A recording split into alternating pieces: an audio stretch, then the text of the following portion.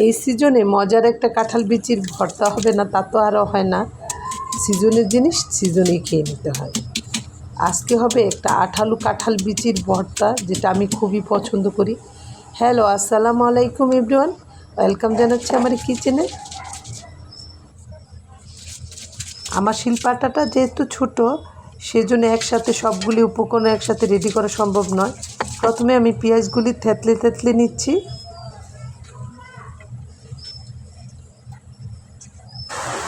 কাঁঠাল বিচিটা তো আমি আগেই বেছে সিদ্ধ বসিয়ে দিয়েছি চুলাতে, আর এদিকে মরিচগুলিও আমি একটু ভিজিয়ে রেখেছি যাতে বাড়তে একটু সুবিধা হয়, আরাম করে বেটে নেওয়া যায়। অনবরত বেটে বেটে একদম প্লেন করে দেবো মরিচটা আমি।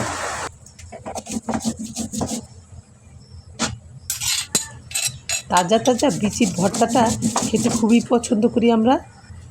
কাঁঠাল বিচির ভর্তা একটা আসলে বানানোই একটু ঝামেলার বিষয়, বেছে না এক হাতে আসলে বেছে নেওয়া যায় না, সবাই মিলে বেছে নিলেই সুবিধা হয় বেশি।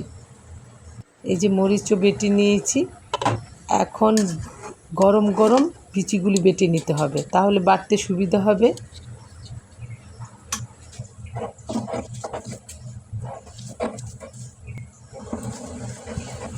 বিচিগুলি ঠান্ডা হয়ে গেলে একটু শক্ত হয়ে যায়, হার্ড হয়ে যায়, তখন একটু বাটাটা কষ্ট করে হয়ে যায়, সেই জন্য গরম গরমই বেটে নিচ্ছি।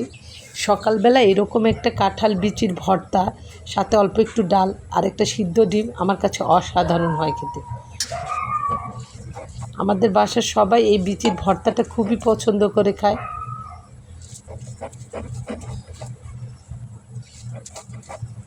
আমি মাঝে মাঝে বিচিটা একটু টেলে, তাওয়ায় টেলে তারপর বানিয়ে নিই ভর্তা, তখন একটু বানাতে একটু ঝামেলা লাগে, কষ্ট লাগে বেশি, সেজন্য এইভাবে সিদ্ধ করেই বানিয়ে নিই, প্রায় বানিয়ে নিই এভাবে। এখন ভর্তা বানিয়ে নেওয়ার পালা। এই যে থেতলে রাখা পেঁয়াজও দিয়ে দিলাম বেটে রাখা বিচির উপরে, তারপর দিয়ে দিলাম লবণ পরিমাণ করে, তারপর মরিচ বাটাও দিয়ে দিলাম। আমি খেলে শুধু মরিচের পরিমাণটা একটু বেশি করে দিয়ে দিতাম, যেহেতু সবাই খাবে সেজন্য মরিচটা একটু পরিমাণ করে দিয়ে দিয়েছি। এখন ভালোভাবে অনবরত মেখে ভালোভাবে মিশিয়ে নিব সব কিছু একসাথে। দেখলেন তো, সরিষার তেলও দিয়ে দিয়েছি ভর্তাতে। এরকম লবণ মরিচ চর্তা করে যদি ভর্তাটা বানিয়ে নেওয়া যায়, খেতে কিন্তু অসাধারণ হয়।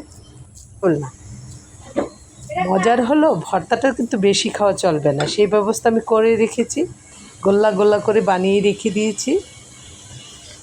সবাই ভালো থাকবেন, আল্লাহ হাফেজ।